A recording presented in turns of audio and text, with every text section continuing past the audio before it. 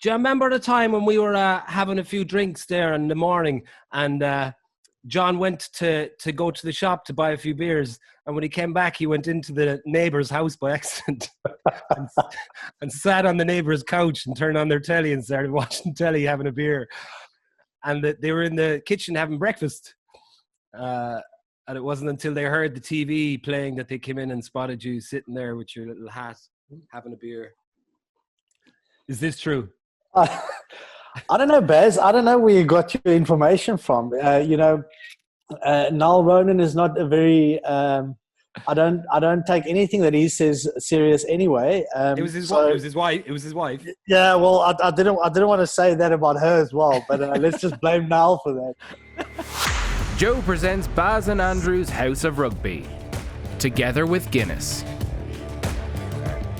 Hello, and you're very welcome to Baz and Andrew's House of Rugby here on Joe, together with Guinness. We have a great show come up for you all. We're going to be joined by former Springboks and Munster player John De Villiers in his home in South Africa. We'll also be chatting to Leinster lock Ryan Baird about his breakthrough season and how he got on training with Ireland, etc., etc.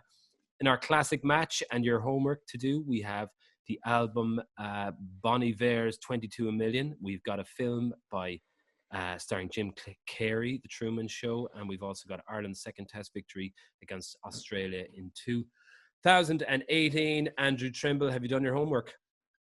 Yes, I've done. I've done a decent bit of homework. I don't know much about Bon Iver, so we might have to bring in our resident dork. He is not a dork. Okay, he's more technical than us. He is my spirit. He's my spirit animal because he's kind of like an animal of some sort. It's Diarmid, our visual engineer, who's very passionate about Bon Iver, as am I. You and I were both supposed to be going to see Bon Iver tonight in the Three Arena with Diarmid until all this madness happened. So yeah, was Diarmid going with you? Sure. Yeah, so sure, that's what I was imagining. Me with my mates, you with your mates, and Diarmid with his mates. And we all bump into each other like, what are you? Yeah, what are you doing there? What's going on here? Who are you hanging out with? Different times now, man. We're all here.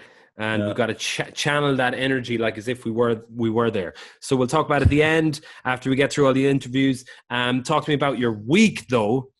First of all, is it Jean or Jean? It's either John, or Jean.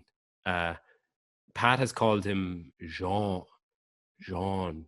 Pat called him something. There was a third option there. Pat called yawn. Was it? Yawn, like a yawn. Y-A-W-N.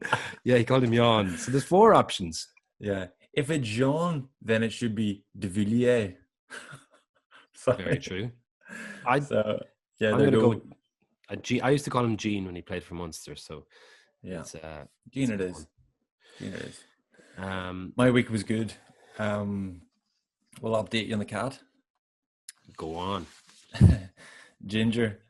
My ginger cat is trying to get out the door here, and he's like looking at me, but he's not. Sorry, man. It's not happening. Yeah. Go on. Ginger got into the house, and Molly got too familiar with her, and Molly got scrabbed. Molly got scrabbed in the hand. Oh no! Yeah, very challenging week for cat relations. Did you witness it? No, but I saw Molly. It was outside. Then Molly came running in, and she had two red lines, drawn blood. What did Molly do to the cat? Exactly. You're right to ask that question. But you would also be wise to remember that Molly is 3. And Molly does not deserve any blame. I blame Molly's mother for bringing that cat. She has to learn. That was early in the week, right? Molly got scrabbed, came in tears, hated Ginger. Ginger was hated in the house. And then, like, as the week went on, gradually, Ginger started getting back in her good books more and more. And then all of a sudden, she's staying the night again. See, that's what happens, man. Yeah, it's a movie plot. I think it's like a rom-com or something, just where things start to go a bit hairy. There's a lovely bit at the start. It's like you, me and Dupree or something like that. Yeah, yes. I was just imagining like a Wayne's World scene where Ginger is it's not the same context, but Ginger's up against the window like this. Cassandra. It's not the same context at all. To Anna. So Anna, yeah. Anyway, Anna like wanted to bring her back in, so she's back in the good books again. So we're back in good terms with Ginger. Okay. That's amazing. I'm delighted to hear that. They're wonderful animals. We've had an interesting week here. I realize we've inconsistencies in this show that I love. Like I made some sort of a weird attempt last week to do some Barry's do's and don'ts, and then I just kind of abandoned it halfway through. And then No, it would be. You were three. There were three do. Oh, maybe you didn't do the don'ts. You did the three. I don't think there was any. Yeah, there was no don'ts. But I'm a glass half full kind of guy, so maybe that's why, you know. So this week I've said I'd set aside some proper don'ts. So I've got three, right? I'm going to go don'ts first, and then I'm going to go to the do's. So don't, and this could be controversial, don't watch Ozark in this time. It's dark, it's depressing, and I don't know. I don't think it's going to do anything for you. Be a good thing to watch when you're back to work and life is grand and you're doing your thing. No harm watching it then the Monday night. But in this current climate, or potentially, you know, get all the bad stuff out of the way now. There's no point in bringing yourself down whenever things get back on track again. just remind yourself of the miserable days. Yeah, because it's like the option of not watching it at all isn't really an option. You have to watch it. It's like to watch it. If you're going to complete Netflix, you got to watch Ozark. Yeah, it's like you got to you got to do. Ozark it's like could be like is it M. Bison in Street Fighter 2? He's the final guy at the end. Right at the end, just do Ozark and then get it done. Yeah. Okay. Yeah, I'll go with that. I think I threw a tantrum against M. Bison whenever I got beat by him 5 times in a row. Threw my Super Nintendo controller at the TV. My brother used to play Mortal Kombat, right? So much. And we had this set up in the sitting room where I used to lie on the couch and I'd be watching telly, and we had the little crappy TV in the corner, and he used to sit on a little poof, and he was playing, and he used to lose all the time to whoever the equivalent was in Mortal Kombat. Was the last guy. I'm sure someone might know. Pat will definitely know this. And he'd lose to him, and then I could see him getting more frustrated. And next thing, I just heard this slap, and I looked over, and he had passed out on the ground. Right, he was unconscious on the ground. I was like, what? And then he woke up, and then he's like 10 or less than 10, maybe 7 or 8. Like, I was like, what did you do? And he goes, I don't know. I just fell over. But what he used to do was when he'd lose, he'd go like this and hold his breath for like 30 seconds to vent his frustration. And he fucking fainted in the middle.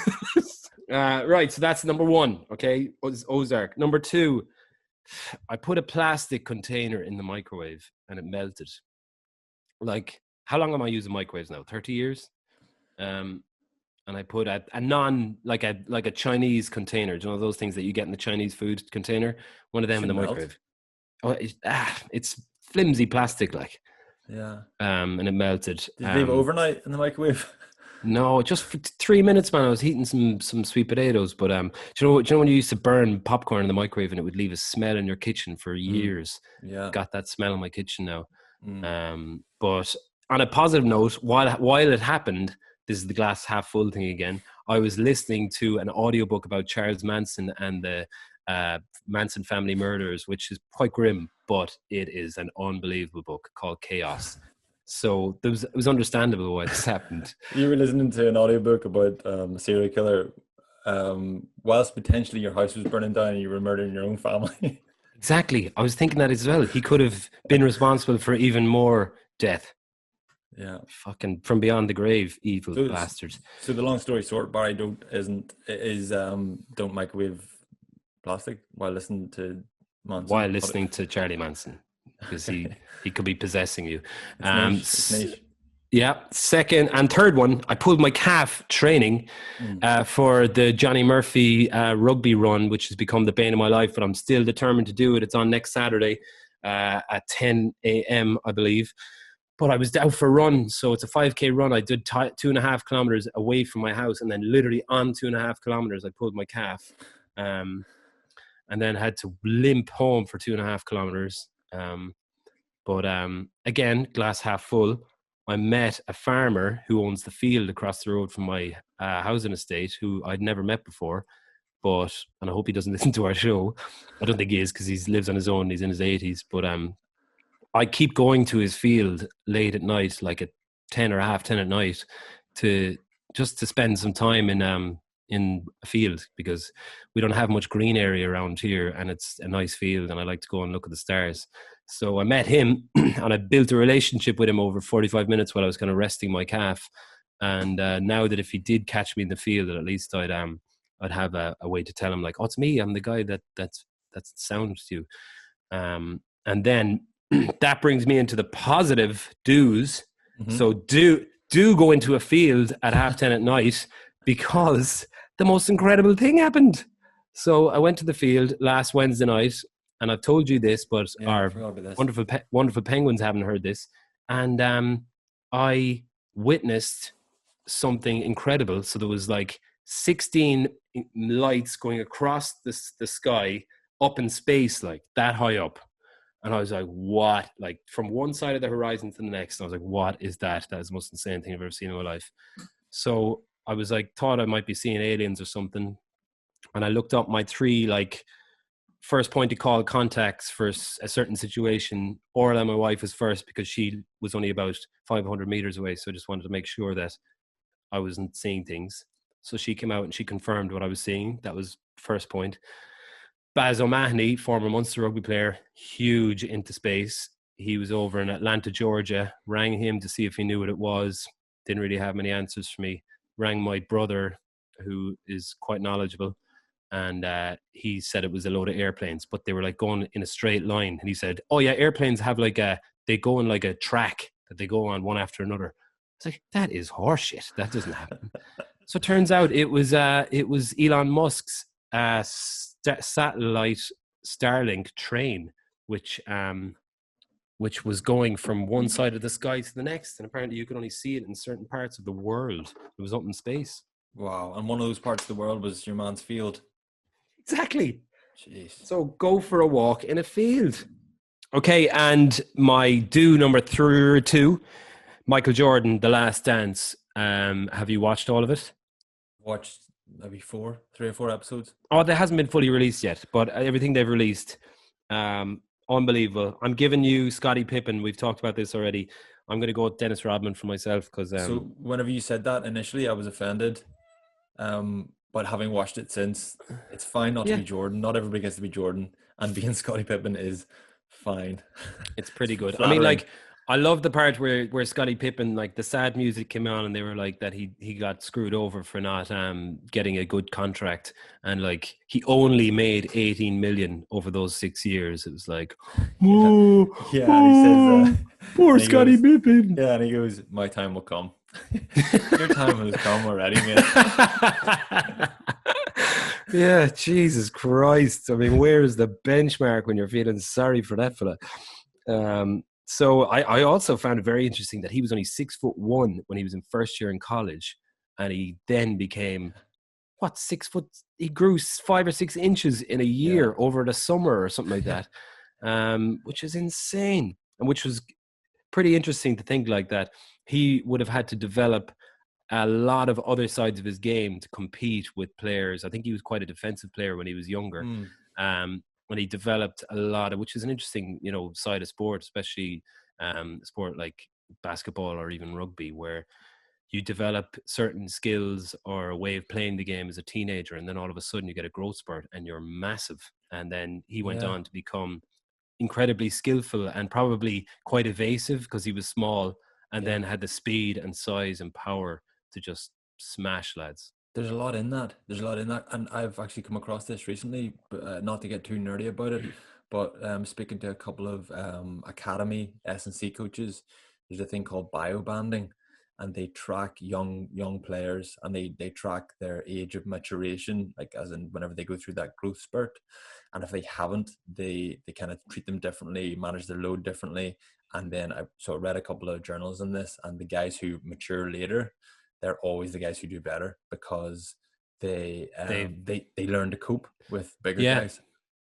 Yeah, because there was always that guy in school who could, who was 6 foot. Where are they now? When he was when he's a kid, and They're unemployed. They're all unemployed.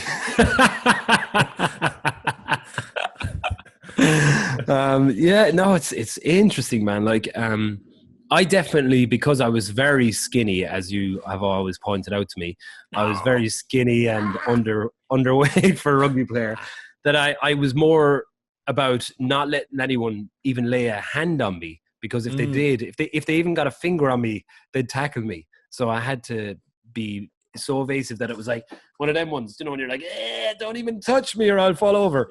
Yes. You must have took yourself aside at one stage and said, you know what?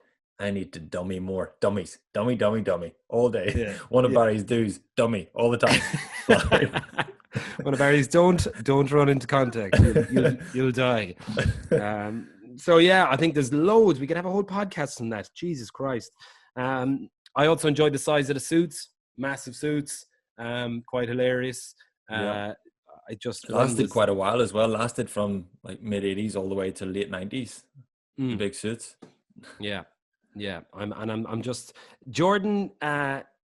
He came, like, I'm reading a book about Tiger Woods by Jeff Benedict. Another do. If anyone is looking for something to do, read this book or listen to the audiobook. Unbelievable. That or Dummy, one of them. Or Dummy, yeah. It's he just gets really into the nitty gritty of what Tiger Woods was up to, like how he became so good and then how it all fell apart. But he talks about how much of an asshole Tiger Woods was, like the quintessential asshole. And he calls out Michael Jordan in the book as well as being an asshole. Oh, really? And and then Jordan like comes across very single-minded. Obviously, I'm sure he had a lot to do with this documentary, so he's not going to come across like a prick in the documentary, but incredibly kind of hard on people. And he comes across a little bit of a dick, like when he's walking around the place and people are so uncomfortable around him, aren't they? There's like, do you ever notice like people trying to shake his hand or whatever? They don't really know what to do and stuff like that. So it's just another thing. The ginger cat is trying to get in here. We could spend a whole podcast talking about it. I don't think you can be as good as, I don't think you can be that person, be as good as he was without being a little bit of a dickhead to people. I know there's probably people who wouldn't agree with that, but I think even in business or anything, I think to get to that level of success, you need to be so cutthroat and so kind of one-dimensional in your life. Well, that's what they say about Tiger Woods. That's your man made the point that he's like, everyone else was too busy, being nice to people and being social while they were on the golf course, after the golf, et cetera, et cetera. But for the first, I suppose, for the 90s anyway, Tiger Woods was like, didn't talk to anyone, didn't even cross his mind to look up or acknowledge anything on the golf course but his next shot. And that's why he couldn't, there was no fault. There was nothing, even when it came to crunch shots or crunch holes, it was like easy. The way someone explained this to me was so sports people in particular, they're not well rounded. They're spiky because they're so good at one thing, they have to compromise on another area of their life. And I read a book there recently by, I think, Bob Iger or Eisner. He was the CEO of Disney for years. So he was the CEO of ABC. They got acquired by Disney. Then Disney acquired Marvel, Lucasfilm, 21st Century. So he considered running for president at one stage, but maybe into his career at ABC, he was talking about how he was just a workaholic. He was just flat out, just nailing all these tasks, like smashing everything, really rising his stock in the company. And I was thinking, I wonder what his family life's like. And then sure enough, maybe, 80 pages in or something, it's like, then he broke up with his first wife. I'm like, something has to give. If you're going to be that committed and that good in one area, then something has to give, as did with Tiger as well. Absolutely. I'm not saying obviously that's not always the case, but there's no, it is. If you make sacrifices. Yeah. Well, I was like, after reading the book and watching that full show on Wednesday, I was like, right, that's it. I'm leaving my family. I don't care. I'm gonna become the best basketball player / golfer on the planet. I don't care. Get out of my way. But then I went out into the field and I saw all those lights up in there, and I was like, fuck that. That's out the window. Aliens. That's where it's at. And then the fucking US military released those UFO things the next morning, the videos. just out of nowhere. Did you see that? Yes. No, I missed Next this. morning, the US military released all these videos of UFOs that were flaking around America a few years ago, and the guy was on Joe Rogan talking about him, going, "This is legit." And then the US military, just in the middle of all this madness, went, "Oh, yeah, aliens pretty much exist." So that had happened then the next morning. So I was like, "That's what it was." It was this is before I knew that they were Elon Musk's. They were more aliens. So then I was like, maybe Michael Jordan is an alien, and and so is Tiger Woods. And they were sent here with coronavirus to poison a lot of us. You heard it here first. I think we've successfully tied up the intro. Will we get John de Villiers on? See what he makes of all this. We are delighted to be joined by John de Villiers all the way from South Africa. And John, I'm going to jump right in here. I put on my lazy journalist hat about an hour ago, and I did some research, basically, which that involves me sending a text message to our Munster isolation quiz group to ask for some feedback on what you meant to them from your time in Munster. And I got the following responses. Paul Bald, your number one masseur on the planet, I presume, said you were the only player to get a crowd waiting outside his house looking for autographs, which involved players and all. Someone else said, you're just the most beautiful couple, great fun and just really down to earth and so lovely. And then someone else said, they fitted in so well. They were so lovely and just a great addition to the Munster family. He was a great pro as well and great fella to have around the squad. But my favourite one was Niall Ronan's wife, Jamie. She chirped in to say, and this is her Drogheda accent now that I'm going to try and do. Do you remember the time when we were having a few drinks there in the morning and John went to go to the shop to buy a few beers, and when he came back, he went into the neighbour's house by accident and sat on the neighbour's couch and turned on their telly and started watching telly, having a beer. And they were in the kitchen having breakfast. And it wasn't until they heard the TV playing that they came in and spotted you sitting there with your little hat, having a beer. Is this true? I don't know, Baz. I don't know where you got your information from. Niall Ronan is not a very. I don't take anything that he says serious anyway. It was his wife. It was his wife. Yeah, well, I didn't want to say that about her as well, but let's just blame Niall for that. No, look, I look back at my time at Munster with fond memories. Made some unbelievable friends, and I've only got good memories. Always good to go back, and great to be speaking to you guys. Matt Field would have been a good source to have got a bit of abuse, because we got some Matt Field abuse from you. So that was probably an untapped resource. We should have picked him up on some of that. You were torturing Victor Matfield last week. Got some great ones from you. Thank you for that. Yeah, it was good. I watched the show, so it went down well, and he didn't have too much to say as a comeback. So I'm glad you didn't phone him up to get some dirt on me. But there's enough lying around in Limerick. Exactly. I asked Paulie. Paulie came back with a wonderful response. He gave me basically the running match play for the Perpignan away match, which was that the last group game that you played in the Heineken Cup that year. Which he liked to point out that was probably the only match you were ever dropped for in your entire career. Yeah. But you came off on the Friday night, actually. He said that you sat in a cafe in Perpignan and handed out scarves and badges and flags to all the Perpignan supporters. And then you came off the bench the next day and scored the third of a 4-try bonus point win. Which he also said you did with a right foot step and a left hand fend, which only Paul O'Connell would know that detail off the top of his head. Get bogged down in the deep. He probably managed to say what minute of the game it was as well. So yeah, but it was a special game, that one. I certainly do remember it fondly as well. Bonus point win away to Perpignan, so pretty special. Did he say something about Golov coming into the change room at halftime? Can you remember that? I can pretty much remember most of it, but I can't remember the exact sort of message that was given. But I mean, again, just I think he had a few glasses of wine in him, which he's hard enough to understand as it is. It's very unlike him to have a glass of wine, right? But just again the sort of Munster way coming through there, and just the passion of getting a bonus point win over there. So it was pretty special. It's an amazing club, Munster. So I love the place. Yeah, I remember when you came here, it was proper superstardom when you arrived, and you kept pretty low profile for the first 6 months. You were very determined to just get in the team, keep your head down, not really get out that much. It wasn't until the last week where you properly laid your cards on the table. Helicopters to training. Yeah. Well, just he partied like it was 1999, basically. I remember his last day. We were down in Dingle, and I was holding onto his leg, crying, asking him not to leave, because I was like, "Oh, you're too much crack." No, it's basically when I started spending more time with you, Bez.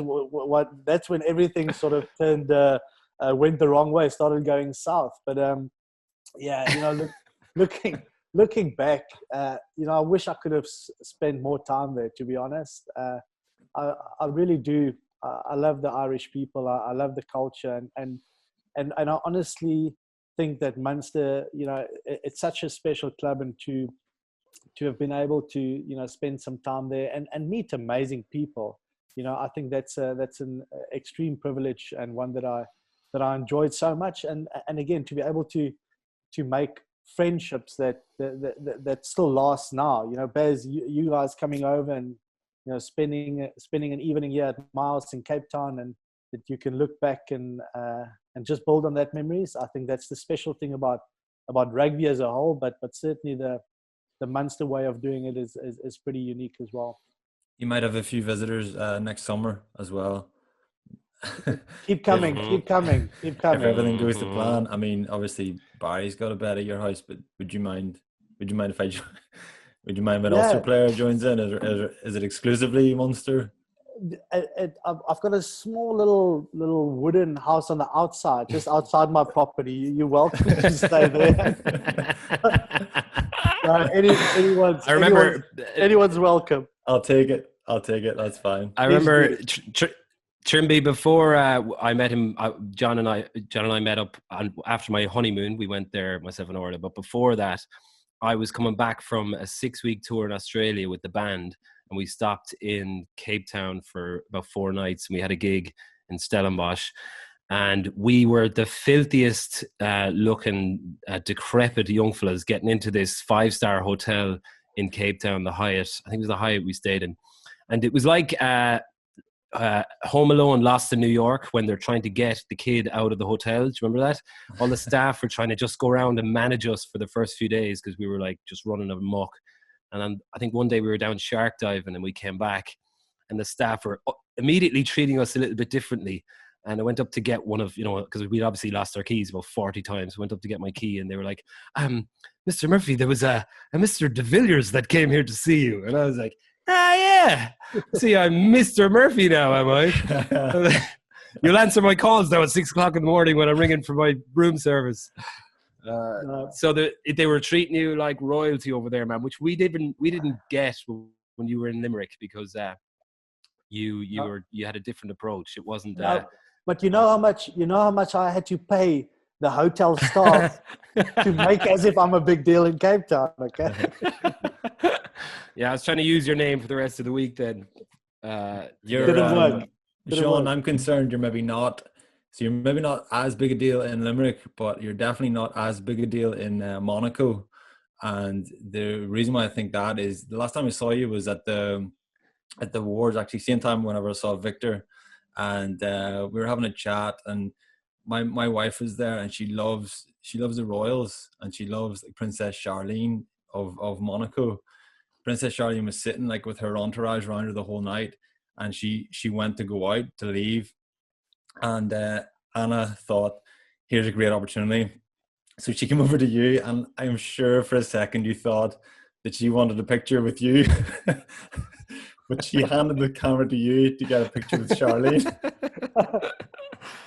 I was like, oh, no, that's Jean De Villiers. He's a big deal in Cape Town, right? I'm a hell of a photographer as well, so hopefully the picture came out well. It did, to be fair. Actually, she said, send by the picture. He's a very good photographer. So, Okay, yeah. Thank you. Multi-talented. Yeah. Oh, look. All right. Well, look, before we move on from your Munster days, John, I want to do a little quiz with you, right? I want to send you pictures of Munster monsters, right? So we've mashed, actually Ian Dowling's wife Gillian mashed together some faces of Munster fans. So we're going to put these up on the screen for everyone watching and listening back home. But I'm going to text them to you here. Some Munster players, sorry. So you have to guess who the two players are that have been mashed together. Okay, so here comes the first one. Okay, wait. I need to switch my phone back on. Oh, Don't worry. I'll send him to Trimby as well, just in case he. Ooh. Probably a bit of Wally. Yes. David Wallace and Dolls. No. Oh, Keith. Keith. Well done. Well done. Jeez, you did very well. Okay, here's another one. God help whoever gets these. Whoever has a child that looks like these. Niall Ronan. You can never miss those teeth. Yeah, and Raj. Raj, well done. This is my favorite one by a mile.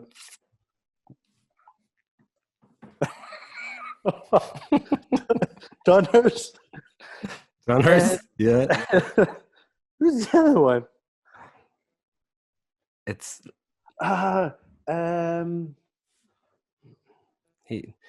hairy back, very big, very, very large back, bald head, hairy. Oh, Hayes. Hairy, but not on his. Yeah, Hayes. It's Hayes. Yeah. Hayes. Trimby got it without seeing it, just by description. but again, Hayes with hair. I've never seen that before, so it totally threw me off. Is he much more handsome with hair? Yeah, way more. He kind of looks like hair. He looks like Man Bear Pig from South Park, to be honest with you, which is if you don't know, is pretty hideous. Okay, there's one more. You have to get this one if you don't. It's myself and Dennis. Well done. Fogarty. Okay, last one. Strings and Paul Warwick. Strings and Paul Warwick. Well done. Look at the teeth on Strings, man. Beautiful. That's so beautiful. Isn't this weird? Yeah. When's he turning 30? 30 or 50. He's got some work done. Yeah. Well done. Okay, they'll be delighted to know you didn't forget them too quickly. But come here. What is lockdown like for you in South Africa? Yeah, it's been pretty hectic. Look, I travel quite a bit. After retiring from rugby, I average about 150 flights a year, which is pretty hectic. And the last 6-7 weeks, just been at home. My kids haven't left the house for 7 weeks, so it's been good just to spend some time here and you sort of get on with work as well. So look, it's something that has changed the way we live, and I suppose post-corona life will be different as well. But for now, I think we're enjoying it, and good for me to spend some time with the wife and the kids. What's work, Sean? How come you're on the road so much? Yeah, look, I do some work for SuperSport, which is our broadcaster here in South Africa, and then involved with a corporate company that I've got full-time employment with as well, and then sort of setting up two startups as well. So I've been pretty busy. Doing a hell of a lot of stuff, and with the SuperSport work, most of that is up in Johannesburg, so that's a 2-hour flight from Cape Town, and I do that almost two times a week, so up and down same day to Johannesburg, and so with SuperSport in South Africa and also international, and then with the other work stuff, there's quite a bit of traveling. And come here, over here we've made some progress in the last few days where they've started talking about phasing us into getting back to normality. So by August things will probably be back to as close to normal as possible. potentially looking at games behind closed doors from mid-August. Have they made any kind of statements like that in South Africa with regards to even pubs, restaurants, or sport for that matter? Yeah, no clarity yet, Baz. So we were in level 5, sort of our level 5 lockdown up until Friday. So we've moved to level 4, but the only thing that has changed is basically more people being economically active, some businesses opening up. But from our point of view, it's exactly the same. No live sports yet, or no sporting activities or big gatherings yet. So it's a pretty great picture at the moment. I'm not sure if we'll have live sports in South Africa for the rest of the year, really. And if there is any, it certainly won't be in front of crowds. So they're starting to make some plans for a localized competition potentially, but I suppose the earliest we can look at doing that is probably August as well. So yeah, it's wait and see at this stage, to be honest. And have you got any lockdown habits going on? Any TV shows that you're digging into? We're kind of spending our weeks here poorly reviewing movies and TV shows because we've no rugby to talk about. So have you any recommendations? None. So my only habit has been to grow some facial hair, which looks terrible. That's great. Who cut the hair? My wife did. Good job, Barry. Yeah. That happened yesterday after 2 bottles of wine. So go for it. I won't turn around. But with the kids, Baz, I mean, you sort of experienced them over here. We don't watch too much TV, to be honest. So no real time to get stuck into any series or anything like that. And if there is any TV to be watched, it's usually animation. You know? And what about the kids? Are they into sport? Have you got them training? Are they putting you through the paces? What's the crack there?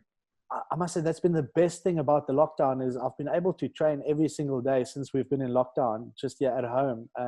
And that's been fantastic. The kids, you know, so the 2 girls are doing gymnastics and ballet, you know, Zoom classes that they're doing. So I think people are just adapting. You know, the little one, the boy, he's not too keen on anything really. So he's just trying to irritate as many of us as possible during the day.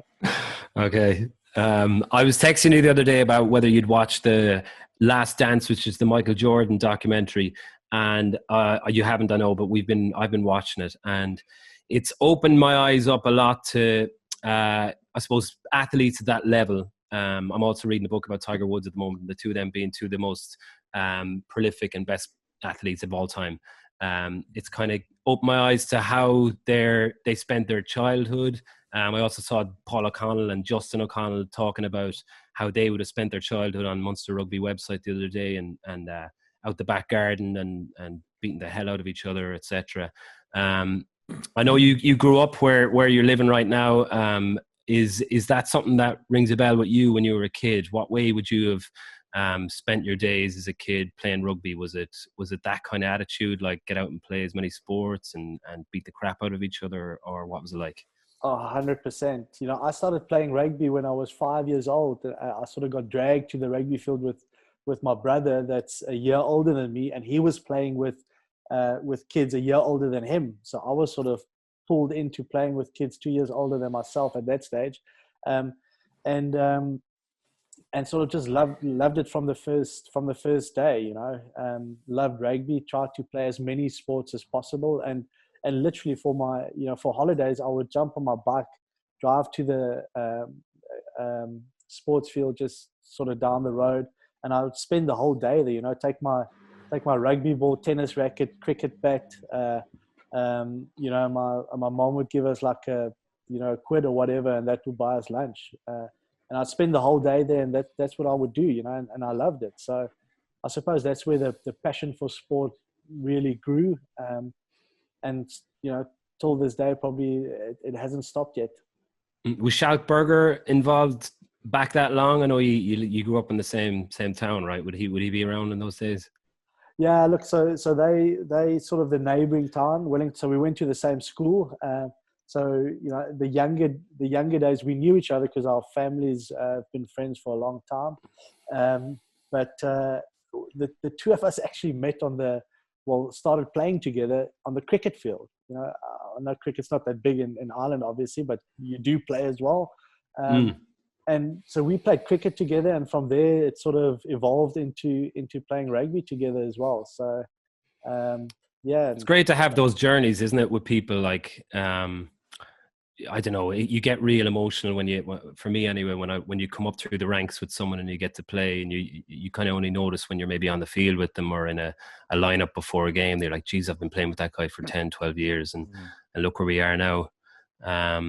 And like you were kind of brought into the South Africa team quite young then, like straight out of a 21s World Cup that you won. And it was wing you played first, right? Is that correct? Yeah, well, I played 2 games on the wing in that under 21 World Cup, in the semi-final and the final. So my first ever game I played wing in my life. Opposing number, we played the All Blacks in the semi-final. Who's my opposing number? Joe Rokokoko. Go away. Yeah, so we won the game, but I got absolutely smashed, and luckily won that. But you say it, you grow up with people and you go through the ranks, and then eventually you play a lot of rugby with them. But it's the same even just in professional teams, right? If you spend time with people off the field, whether it's having a pint or whatever it might be, you start getting to know people. You get to know what makes them happy, what makes them sad, what makes them laugh, and then suddenly when you take that onto the field, it's got a totally different meaning playing with someone and for someone, So I think that's the beauty about rugby, is that you can really, you really are playing for someone, and you can physically put your body on the line for someone. And once you get that kind of synergy within a team, it's pretty special. So when you grow up with someone and you get to play international rugby, it's cool. But I think that you sort of take that throughout your career and try build those relationships. Especially whenever you finish, Sean, have you found that obviously doing a bit of work with Supersport and staying in the game a bit and keeping those connections, obviously keeping in touch with Barry and a few of the Munster guys, but whenever I finished, I find that the relationships are even closer almost. There's a little bit more nostalgia because you've been through a little bit more together and it's all finished, and you can kind of get together and talk about memories. Have you found that since you finished? Yeah, definitely. And it's so true. And I think it's sort of a balance of the two. It's understanding the opportunities that was provided to you whilst you were playing rugby, but also that rugby is not the end all and be all, and that it provided that opportunity to make friendships, and now it's being able to move past that, and you can take rugby away, but the friendship still stays strong, and maybe even stronger once you've been to battle together. And now post rugby, it might even be stronger. So I think that's in a way something that's been lost in the professional era, where in the amateur days, I think the opposing teams used to socialize together a lot more, where it doesn't really happen anymore. So you can't get that close to the opposition. Once you go play in a different country for a different club, like for me at Munster, then suddenly you're provided with that opportunity. So that's why I would always encourage someone to sort of be taken out of their comfort zone, experience something different, meet new people, meet a different style of thinking about the game, and build relationships that you can use post your career. Yeah, it was eye-opening for me, being honest with you, man, when you came over, because you'd achieved a huge amount in South Africa. You'd captained the country for a few years. You'd won so much in club rugby, and won a World Cup, and you came with so much weight behind you. But then you immediately gave the impression that you were there to kind of row in and to learn and to just be a part of something. And it even seeing these TV shows like the Michael Jordan one, and reading about Tiger Woods, there's a ruthlessness about certain athletes and certain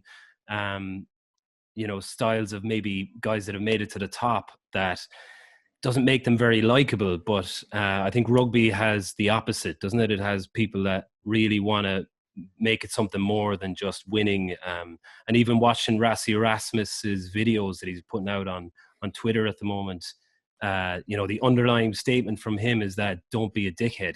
It's not about the type of player or the best. It's about finding the best person as opposed to, you know, the quality. And I know you've worked with him, and he didn't he captain you with the Stormers, wasn't it? He made you captain. So I presume you've got a pretty close relationship with Rassie.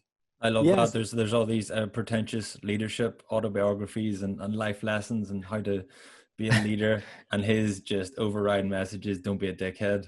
Yeah. Just It's so gold. simple, Yeah, so it to the is, point.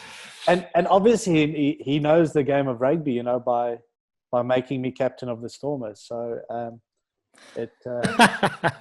of course. No, He's trying to keep a tight leash on you, make him captain, so we'll keep him in line. no, look, I think Rassie, what he's done with the Springboks in a very short period of time has been incredible. But I will also say, I think even when he came to the Stormers, you know, he transformed us and made us more competitive as well. And I think learned a lot through that period. But then also the experience at Munster. I honestly do think that he grew as a coach over there.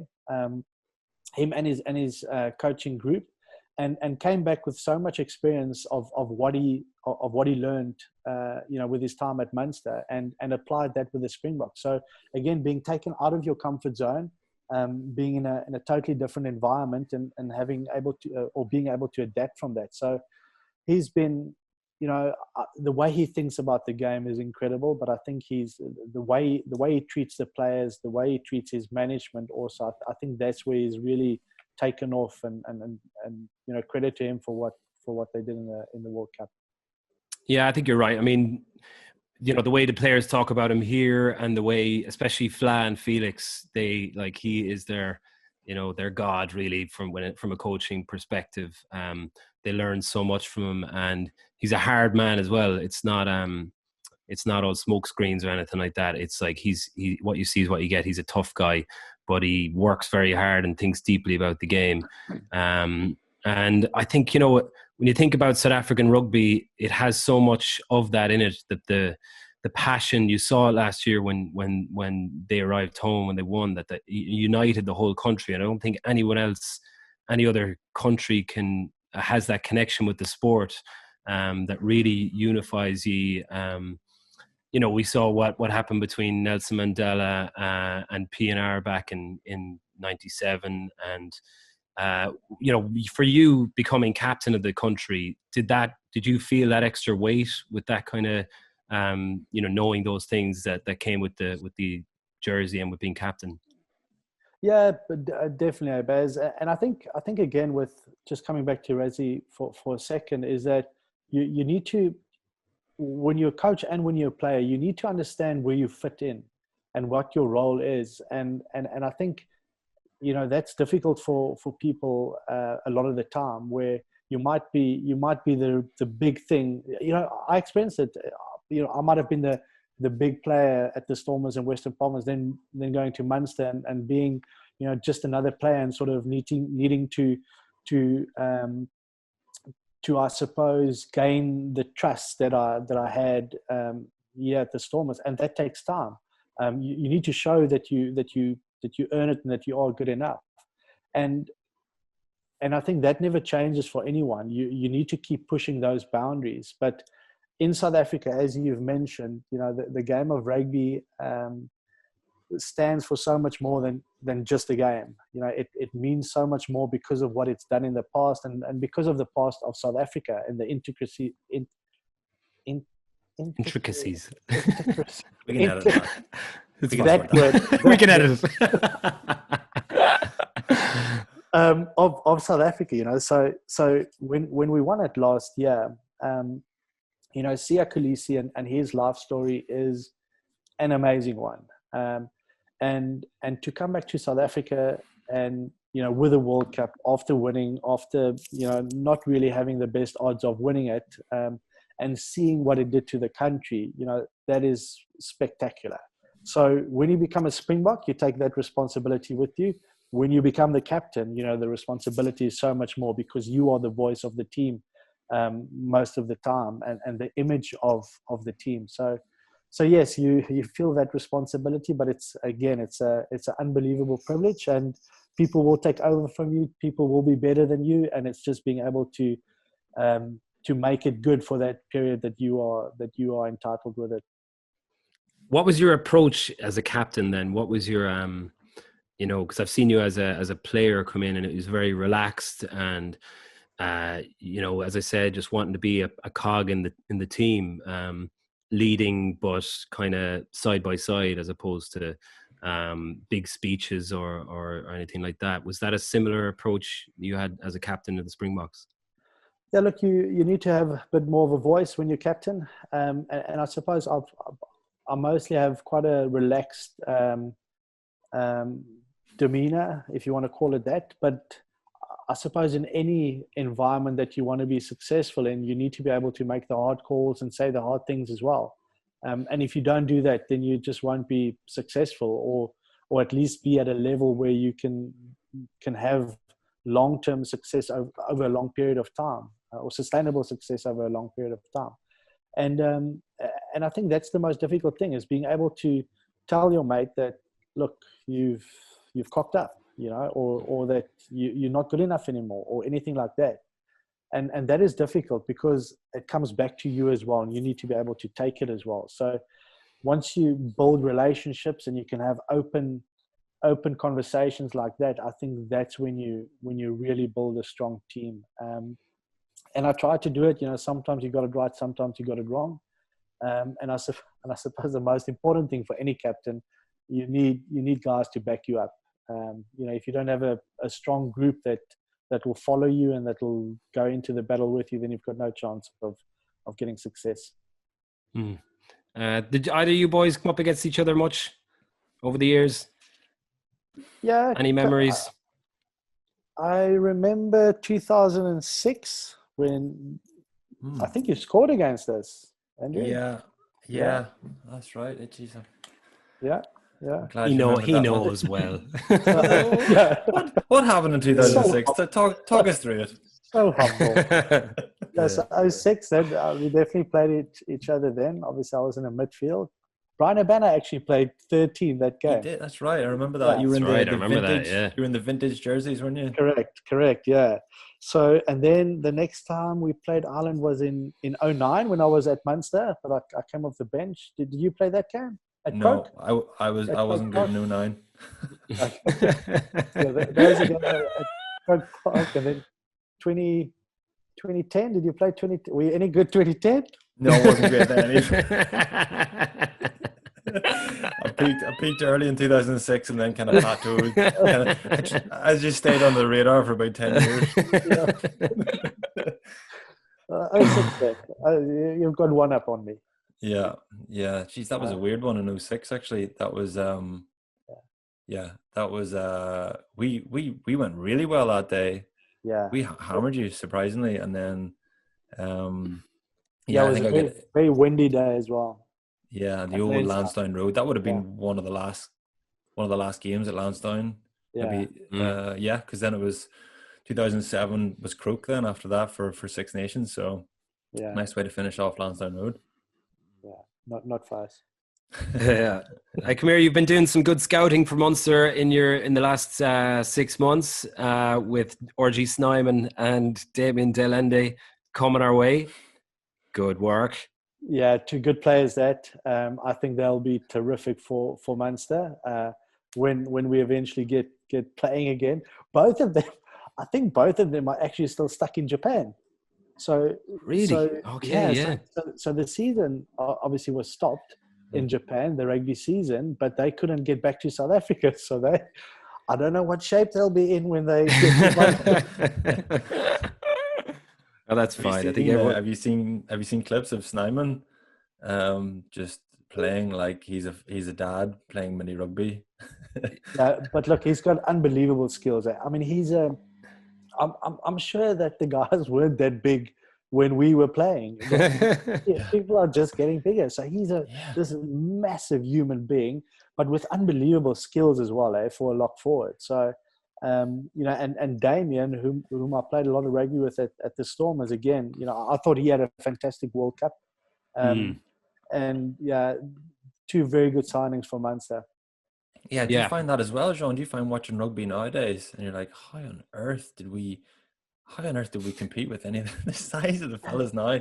De Londe was unbelievable on that tour when we were in South Africa 2016. I think he was maybe only coming through. It was Faf, de Klerk and him were the two guys kind of coming through at that stage. Yeah. He was incredible that game, especially at the second test in Johannesburg. Yeah, when he scored that try, he scored the try sort of last minute, one of the last 10 minutes or so. Yeah, but a really good player, like I said. So yeah, good signings for Munster. And good lads. Right enough, did they call you? Did they have a chat with you before they came over, or before they decided? I actually spoke to them at the World Cup. So I went over for the first 4 weeks, and was sort of when they were busy with negotiations and Damien, he couldn't say too much, obviously, at that stage, and he just said, "I'd be very happy with his, with his decision." And I just said, "Well, good on you, then. Keep going. It's a great club, and you'll love it there." So they're two really good guys, and it'll be from a social point of view, they'll add value as well. Brilliant. I'll check them out. So I'll look after them. No, stay away, mate. Stay away.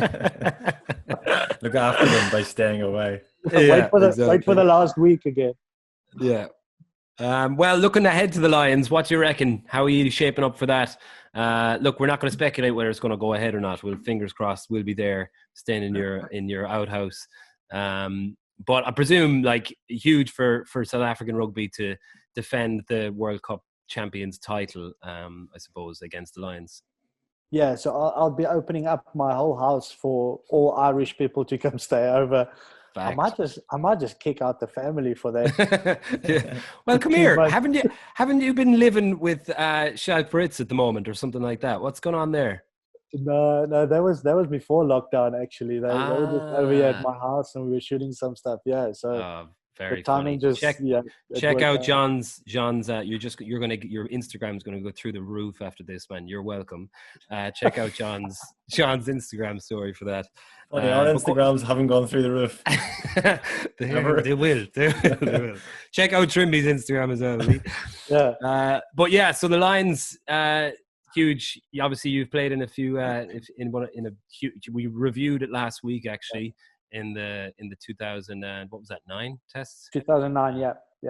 So the amazing thing about the Lions series, the last 3 Lions series to South Africa, well, the last 2, and then this one, is that it's been every single time that we've won the World Cup. So we won in 95, 97 the Lions came over. In 07 we won, and we had the 09 series, and now we won last year in the Lions series next year. So it's set up to be an incredible series. I can, I look back at our series back in 09, and it was actually just before I came to Munster, but it was the most incredible series that I've ever been involved with. The fans, the build up to it all. It was, and the games itself, it was huge. So I think it's going to be an incredible tour. Excuse me. The sort of stadiums where it'll be played, the tour that they've sort of set out. It's a lot of players in South Africa actually make their decisions as to where they'll be playing their rugby based on the Lions tour.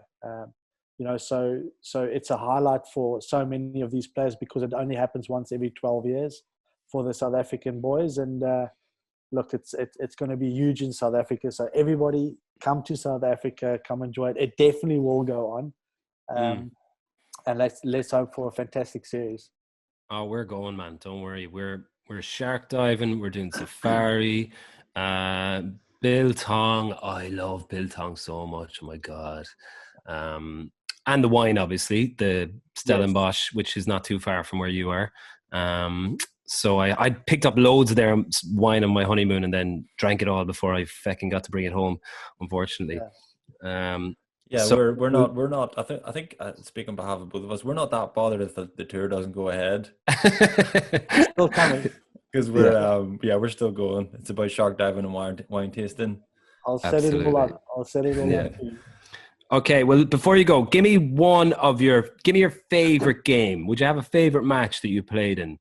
That I because I'm watching nothing but TV, man. All I'm doing. So give me something I can go and watch. Obviously, Munster Perpignan, second game, bonus point win. It's the only one you remember. No, look.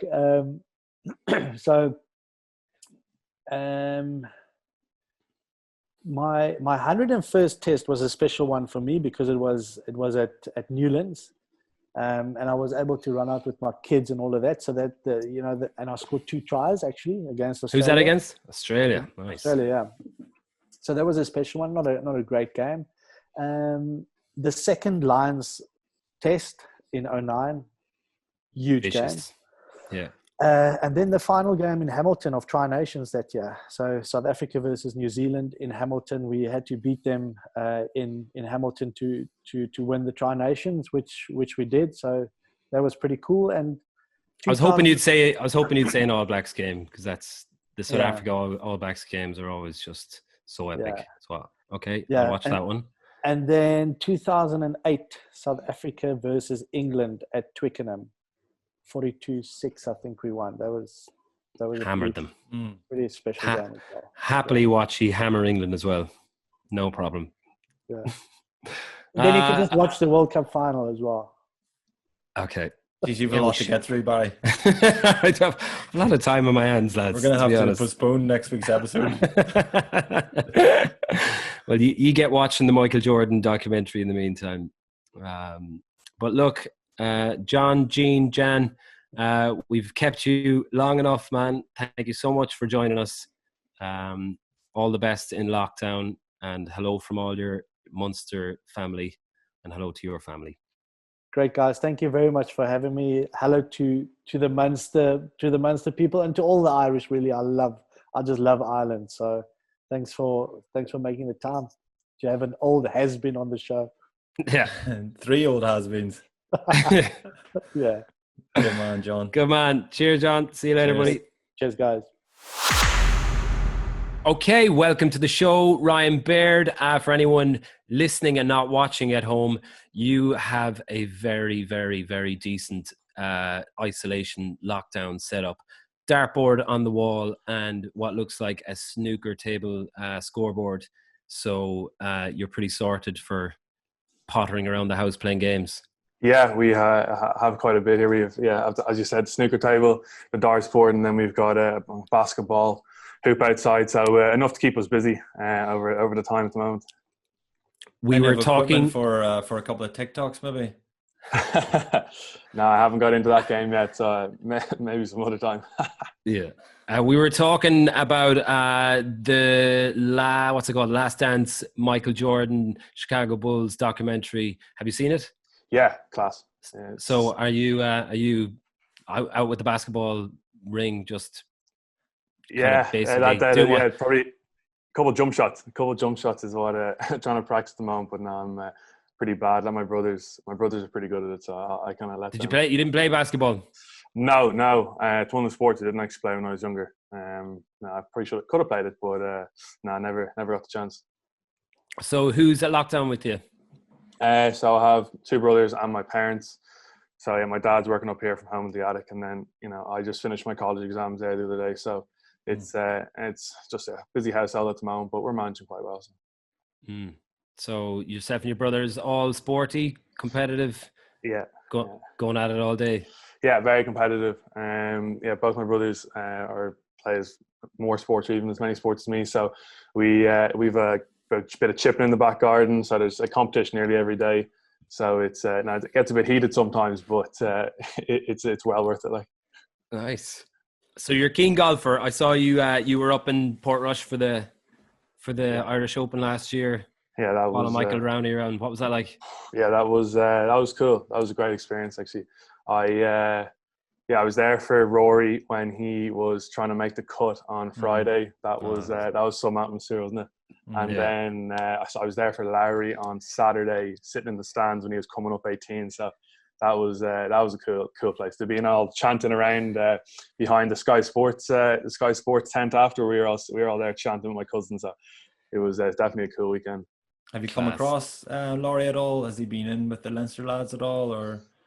No, he hasn't. He's actually, I'm a member at the Castle Golf Club. He's he's a patron member there, so I've seen him up there around the golf range a few times. But no, I've never actually met him. So he's a nice lad. He did a Q&A for us back in the day before he started getting on the scene and doing well. Again, came across unbelievably well. He's a rock star now, so he mightn't be a sign now. I'd be interested to see if he's just as dead on. Well, when he was in the golf range, he hit some balls and hit them off and left them all on the range. So he gave about 50 brand new balls to everyone who was on the range. So I'd say he's still a sound lad today. Like. Yeah. That day was emotional for Rory, wasn't it? Like he did that interview afterwards, and like, your heart went out to him. That was his big moment, Port Rush. Yeah, it seems to have driven him on now. The last couple, he's got a good few wins. So, but yeah, God, it must have been devastating losing in his home country. So I don't know. And hopefully, he'll come back stronger now and win the Masters for us all. Hope so. Yeah. Are you keen golfer since you were a kid? Is that something that was a golf and rugby for you always growing up?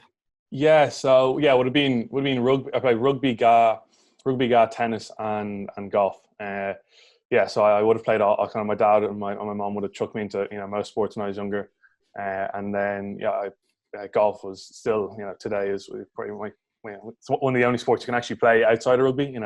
Because it's you can't really get injured playing golf. Well, seriously. So that's something to take away. You kind of take away any distraction or something. Just get out in the course and play a couple of holes. So yeah, definitely something that I'm going to keep it going at. I did nearly get injured playing golf one time actually. Before the World Cup in 2011, we were training at Carton House. Actually, it was in around the time whenever we met Shane, and I was in a buggy with Carnes, Sexton, and Tommy. We're out playing a 4-ball, and Carnes toppled our buggy went over a hill and sideways, and like we were so lucky we popped out of it, and then the buggy, the heavy buggy, kind of just slotted either side of us. Like it was broken leg territory if things had gone. Jeez. Anyway, that was Carnes got the blame for that one, but we lived to tell the tale. Wow. It's a rough game, lads. You drive a buggy like Carnes does. It's a rough game. Yeah, I'm reading a book about Tiger Woods, and he went downhill fairly rapidly there, didn't he? Yeah. Is that the book that came out maybe like a year, 2 years ago? Yes. Yeah, I read that. So it's a great insight into him, isn't it? Oh man, he's a devil. But.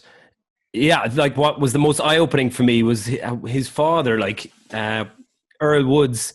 Trimby used to sit him in the garage in his little plate, in his little high chair, and chip balls into a bucket. And I think his mother would give Tiger a spoonful of food if Earl got the ball into the bucket to kind of try and program him that this was a positive thing to do. Isn't that right? Did I read that right? Yeah. Yeah, it's mental, absolutely mental what he does. Would you have had any kind of experience with that growing up? No. Are your parents try and tie you down and show you how to jump? Your mother throwing your ball into your father in the line out, and you get a spoonful of food if that works. No, my dad would have been good at getting us out in the garden, but no, nothing like Earl Woods. Not extreme. What about your brothers, Ryan? Was that like I think it was in the Last Dance documentary. Was it Jordan or was it Scottie Pippen? One of them talked about the influence their brother had on them. It was Jordan. Jordan, yeah. Was it like how competitive that is? I never had that. I had two older sisters, and they both kicked the crap out of me. To my shame. They were a good bit older, like, and girls mature at an earlier age than boys, so of course, yeah. So, but like, were you competitive? All makes sense. Though, were you competitive with your brothers, Ryan? Yeah, we would have been very competitive. Like every summer, we would have gone away to Spain down the south, and my dad we'd make like a tournament or a trophy or something, and we'd call it the Baird Cup, and the Geller Cup in France. And we'd play like tennis. We'd have over tennis, golf, and then some other sports. I don't know, I can't remember exactly. And then we would be a winner each year, and it nearly ended in tears between all of us every single time. That's a competitive we got. So yeah, it was a competitive household. It still is a competitive household, which is good. I definitely can thank my brothers for some competitiveness that's in me. Are they older, younger? Are you the youngest or what? I'm the oldest. One's in sixth year, who's trying to study for his leaving cert at the moment, and then the other one's in transition year, so he's not really doing much at the moment, to be honest. Happy days.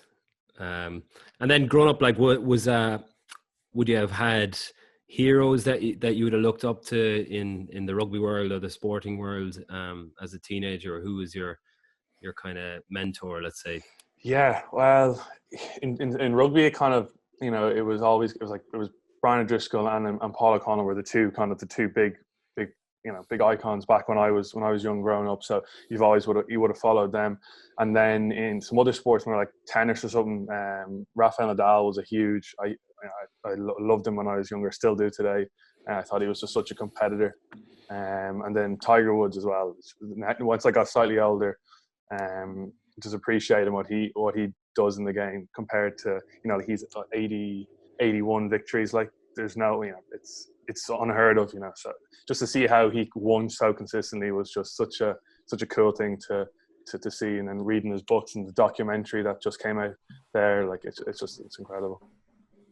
Yeah, I know, it's very inspiring watching all these when you get especially the Chicago Bulls one, they've been sitting on that for 20 years, like, or more. So to get that now, yeah, finally.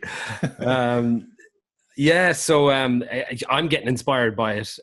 It's a bit too late for me to get inspired by stuff like that.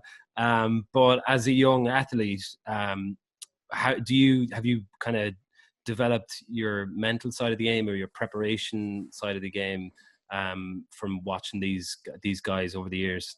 Yeah, it was kind of, I'd say it was really, to be honest, only about last September, just, before I was getting into the under Six Nations, under 20s cycle. I was like, I'm doing everything physically I can to get myself in best shape, but I'm not really doing anything mentally.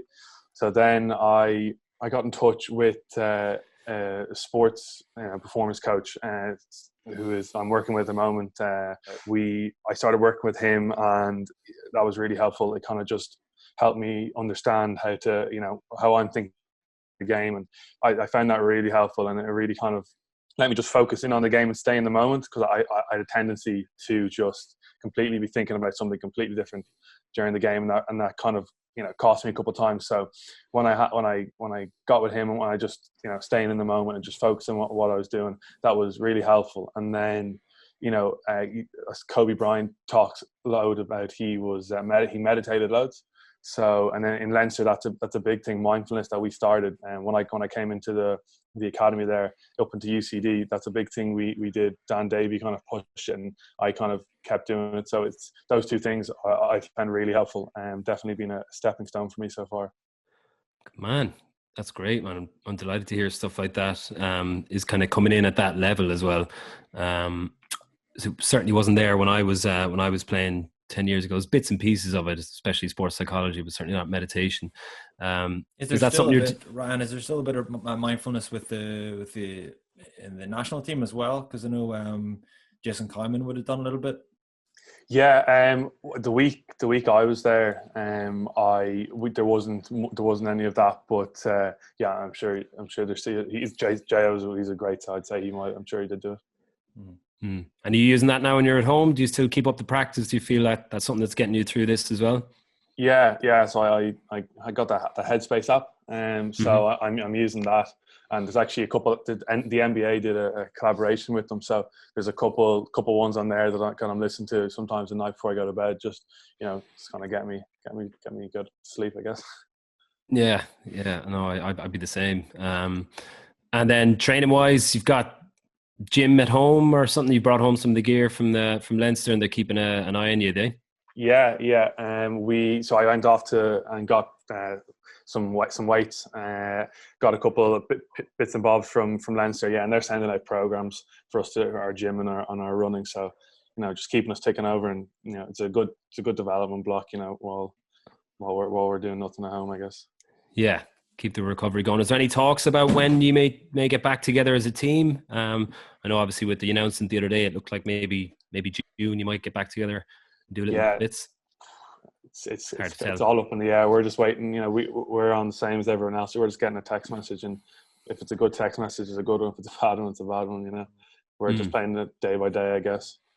Yeah. Are you training hard, Ryan? Is it like, I know the Ulster guys were doing Broncos, like doing a fitness test on most Fridays anyway. Like they seem to be training hard, as if like they're going to be playing soon, which is probably, I don't know. Obviously, the more news that comes out, the more they find out, the more uncertainty there is. Kind of the more you're thinking it might be further on down the line. So, are you guys training hard? Are you doing that sort of stuff? Yeah. So we've got I'm doing about maybe 5-6 gyms a week, and then we've got three runs to do. We're on a bit of a break now for the next 2 weeks, but we've got we did Broncos there on Friday. It was 4 doubles, and Jesus, I was it was tough. Yeah. Man, and you got your GPS units in, so no one can bluff. No one can bluff. GPS in the back. Mine hasn't worked a couple of times, actually, coincidentally. But Did you know at the start that it didn't work? I don't know, actually. No, I didn't. And come here. What about what side of your game do you think would you see this as an opportunity to maybe hone in on certain sides? Would you be kind of a guy that has to bulk up? Would you? Is it fitness? Is it strength? Is it skills? Are you at a stage where you feel like you can hone in on something now? Yeah. No, definitely. I naturally would have been quite fit, but I kind of felt throughout the whole season I kind of wanted a little bit more bulk. So I've basically kind of been trying to put on weight there it's been nearly 9 weeks. So I've kind of been gymming really hard and eating loads, trying to put on weight. It's working at the moment, so it's going well. And then I've got my brothers throwing balls in the backyard, and I've got a couple, just doing a bit of skills there. So that it's kind of skills and putting on weight are the 2 keys at the moment, which is it's a good opportunity to do it. It's what hard. Sort of weight do you put on then, Ryan? Sorry. What sort of weight do you put on? I've put on about 3 or 4 kilos now in about 9 weeks, so it's going well at the moment. So good man. Yeah, trying to make it a whole muscle, but I'm sure there's a bit of fat in there as well. Yeah, it's I had long enough trying to do that. But it's a weird time for everyone, like to different players at different parts of their career.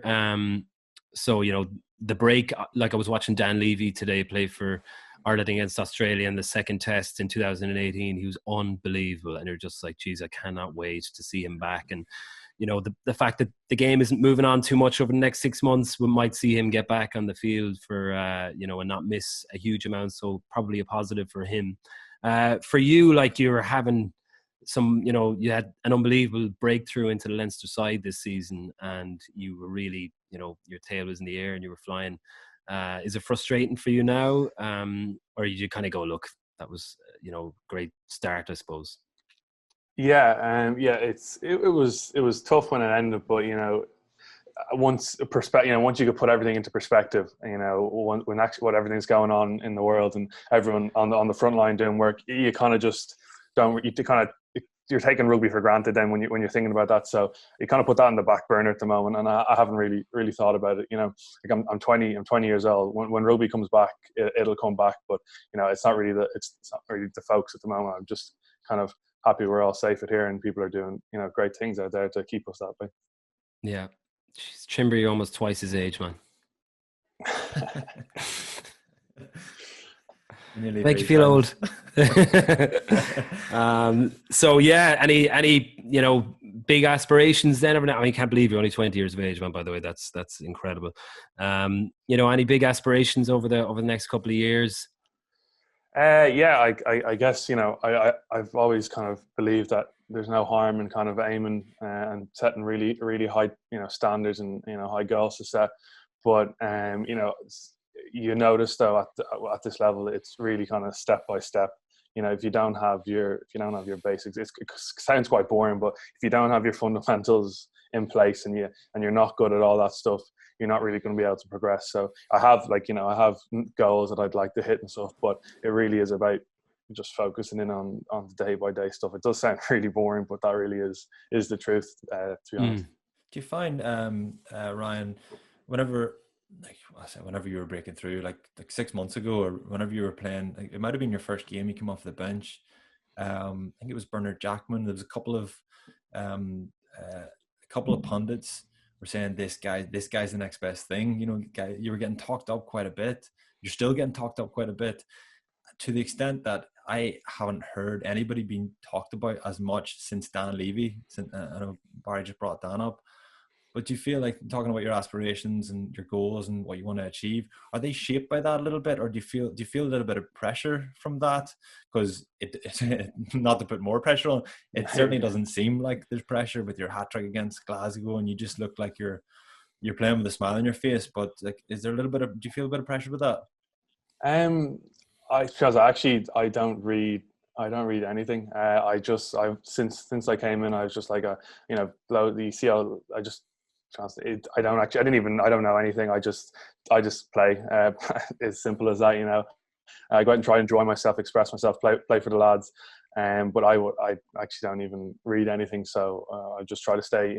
Let everything do itself. You know what I mean? Good for you. Yeah. I think I'd say, because myself and Barry, like, over the last few weeks, we've been reviewing old games. I find myself thinking, either if it was a game I was playing in, or if it was if it was a Lions game, whatever, I just find myself thinking, just imagine, or just being mindful of whenever I played, really, and just thinking, I wish I'd enjoyed it more. Yeah. So 20 years of age, and you've already kind of you've nailed that, and you've got that as a vocal point to kind of build towards. Just, there's so much professionalism, even more so now than even 2 years ago whenever I finished. But it's nice to have that mindset a bit, and don't lose that. I remember David Humphries saying to me before my first game, he said at some stage, and this is the old Lansdowne Road, like, I think if you were born. No, I've been there. David Humphries, who was one of my, he was like the equivalent of O'Driscoll O'Connell for you. I just loved David Humphries as a kid, and he said, just take a moment and just drink it in and just enjoy it. And it's very, very hard to be mindful of that, in that competitive environment. So it's nice to hear you say that. I think that's really important, and it gets lost a bit. Yeah, no, I've definitely tried to enjoy it. Like, I'm even just watching a couple NFL documentaries at the moment, and it's like 2 years is the average length of a career. Like, so, and then you could be done at maybe like 25, 30, and you've got 60 odd years left in your life. So I just, really try to just enjoy it while it's here. You know what I mean? What about the likes of, obviously, James Ryan's, been killing it for the last couple of years. But even like some of the more senior guys in your position, the likes of Scott Fardy, Def Toner, how much of an influence have they been on you coming through? Yeah, everyone, all the lads, senior lads in Leinster, even like Ross Maloney and Josh Murphy as well, have been really helpful for me. They just, if I ever needed a question, bounce them off, or if they're going to call me out in training if I did something wrong or something. They've definitely been all of them have been a huge influence, and just have given me good guidance, and I can just bounce ideas off them. So it's definitely a great setup that I came into last year. I definitely wouldn't have asked for anything better, to be honest.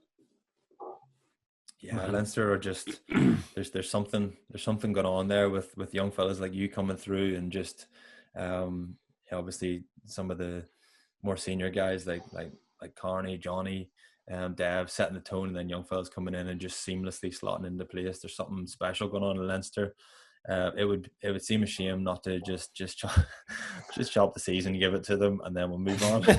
We'll just move on with our lives, I think. Yeah, sounds good for all. Yeah. I wouldn't mind giving it to Leinster, but then the Liverpool fans are like, I don't know if I want to give you that easy a league. But yeah, look, I think it's hard not to talk about St. Michael's then, and the conveyor belt of players you have coming through there. Your two brothers involved in St. Michael's in rugby there now at the moment? Yeah, Cameron was on the senior panel this year, but he just just unluckily missed out on the cup squad. And then my brother Zach, who was in fourth year, he was on the junior cup. He was the captain of the junior cup winning team last year, and then he subbed this year. So yeah, no, it was a busy household. So it was definitely what I stayed connected with it, which was nice. So there's another group of them coming out of there in the next couple of years. Yeah, no, there's it's definitely a good group of lads coming out in the next couple of years. Especially this year, there's a good few lads as well who'll be moving into down to Donnybrook to the sub academy. So yeah, it's still got some depth coming through, which is nice to see. Yeah, brilliant. Look, it's all positive for Irish rugby, I think. And I think, look, a big shout out to Ferg McFadden, who announced his retirement today, which is a shame for him to kind of go out in this way. Obviously, he's been an unbelievable player for Ireland and Leinster over the years, but an even bigger character in the dressing room. What's he been like for you over the couple of years? Yeah, so I really would have got to know him there for the last kind of 7 months. He was a top bloke. Not a bad word to say about him. He's just great, brought great energy. Always finished his gym first and was always eating with us forwards whenever we were gymming first. He got his work done fast, but he did it well. And then he was an avid golfer as well, so we stuff to chat about as well. So he was a great lad, and I wish him well in his retirement, obviously. Yeah. All right. Well, look, man, we'll leave you back to the darts and the snooker, and shooting hoops. I believe that's what they call it. I believe that's what the young fellas are calling it these days. Yeah. If you were to give yourself Scottie Pippen, Michael Jordan, or Dennis Rodman, who are you going with? Jeez, I don't know. It's a good question. I don't know. I hopefully can. Dennis Rodman seemed like a bit of an enforcer on the pitch, on the court. So I'd go Dennis Rodman. You brought a good physical edge. Yeah. Bleach the hair. Head to Vegas. Yeah, I bleached my hair twice now. I didn't do a good job of it. So yeah, take a little bit of each of them, maybe. Yeah. All right, man. Well, look, thanks a million for joining us, and the best of luck in lockdown. And hopefully, we'll see you on the pitch very soon, and doing some more magic things for Leinster and Ireland. Perfect. Cheers, lads. Thanks for having me on. Ryan. Cheers, Ryan. Cheers. Thanks, man. Okay, welcome back to part 4. Over the weekend, we gave you your classic homework to do. Each week, we'll be discussing a classic movie, album, and a rugby match. Let's get started with the second test between Ireland and Australia, June 2018. Trimby, you've made a massive cop-out this week because, and I totally get behind you, because you had just retired a month previous, and you could not have given two shits about Irish rugby. So or rugby in general. So watching this today was probably your first time seeing this game. I watched these games, but I don't remember. We text Pat. You haven't a clue either, by the way. We had to text Pat to ask which was the best game to review, because I don't remember anything about this tour. As you say, I finished. I couldn't give a monkeys about rugby. Yeah, I finished it 11 years ago. I wasn't, or 10 years ago. I wasn't interested either. You were out of rugby long enough to become a Munster pothole. True. shouting from the stand, shouting over. True. Like, in my day, yeah. wasn't like this. Okay, well, it was a ridiculous game. It was an unbelievable. Before Ireland got found out, I think. Okay, so that sounds strong, right? That's a very hot take. What did they get found out for being? Because okay, go on. That's the question. They had loads of possession. They were throwing it about. They were winning a few collisions, yes, but they were playing nice rugby. But they were playing the sort of rugby that they were allowed to play. And then it's like England watched that and watched how much Ireland got away with, and then England the next chance they got the following January. Yeah, following January, then England just went, right, we've had enough of that. We're defending properly, and we're defending from the outside, and we're blindsiding people, making reads, and we're smashing lads. And to be fair, Australia defended that way against Ireland, and Ireland defended that way against Australia as well. Just Australia towards the end, you see they're like flinging balls everywhere, like panicky and dropping balls. It was really weird to see an Australian team with so little composure. But they've been like that for a long time, though, haven't they, Australia? Have they? I don't know. There's Certainly, not. I think you're right. And what struck me is that certain teams will suit Ireland to play, right? Yeah. And certainly Australia, the way they weren't too clinical, or as you said, weren't aggressive with their line speed and coming out to in, or that they were an easier team for Ireland to play. Obviously, you still have individuals that were unbelievable, like Pocock, and half that Australian team were just individual brilliant players. But yeah, I get what you're saying. So, I mean, what struck me is that they didn't, there was no box kicking. There was no, there was the good few Joe Schmidt telltale kind of set moves that would take 5 or 6 phases to kind of implement, and a lot of them worked. But what also struck me was like they were humming, like Ireland were absolutely individually Full of confidence and as a team yeah. full of, and that's it, like, isn't it? After coming off the back of a Grand Slam, wasn't it? Yeah. The That game before also, that would have been Twickenham, like. yeah, exactly. Like, who do you think? What players man of the match? Pete was brilliant. Players to that, yeah. Again, it was a shame to see Conway go, because we've seen what he's been capable of since. Go so early in the game. One thing struck me, right? I've thought this a few times. We mentioned this with the conversation with Jean, with Ryan. Whenever I look back, whenever I watch games that I was involved in, or even I played in around the time, I wish I'd enjoyed the game more, right?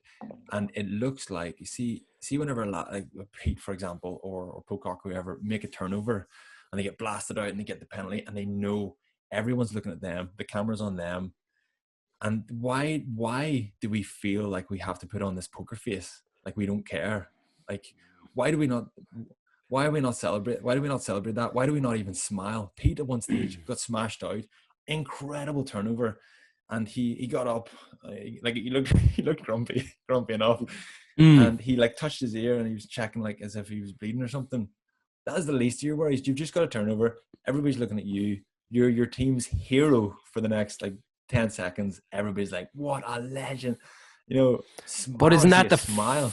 Isn't that the fundamentals of not getting carried away and staying kind of focused? And like, if you start celebrating all those little moments, then maybe 15 seconds after celebrating the moment, then you might be going, oh, I shouldn't have done that. Or whereas you can maintain a demeanor, or only if you're thinking about the next play. Only if you're. That's the true, reason yeah. why you stay poker faced is because you're thinking next play, right? Win the next moment. But like you're so, like, everybody, whenever that happens, you're so conscious of what's going on. You know what's happening, but you're just not acknowledging it. And I don't know. I wish people would. I wish you got to see the real people, and you got to see real smiles and real enjoyment. Well, I think Pete is like that, full stop. That's his demeanor. It's different for you, because when you were in a moment like that, you're a happy-go-lucky person, and you were probably consciously telling yourself, "Don't celebrate this moment." Yeah. But you're a more, maybe for someone like you who's a more of a positive person, you could have been like, this will make me a better or more enjoy my game more if I celebrate. Like Zeebs, the way Zeebs, when he does something or he's just having a laugh, if you take that away from him, it'll make him a different player. So I suppose it's, if you're a coach, or if you're like Ryan was saying, his performance coach, maybe he would be telling certain individuals who maybe lack confidence or doubt themselves that they need to enjoy those moments all the time. Yeah, well, I remember, I think I've told you this before, but John O'Gibbs, whenever he was with Ulster, we scored a try against Treviso. Not an important try, really, away from home. And John O said, I can't remember, he said, like, did we work hard for that try, or what happens next? Did we work hard for that try?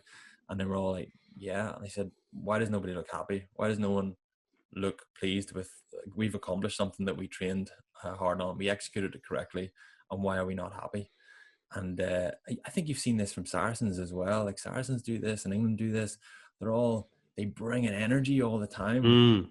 And now that's fake. That's as fake the other direction, to be fair. Yeah.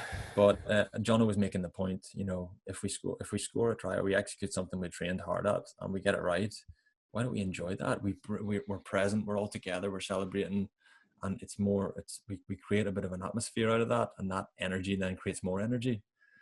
Yeah, it's a bit. I know what fluffy. I'd be. I know what I'd be going with it.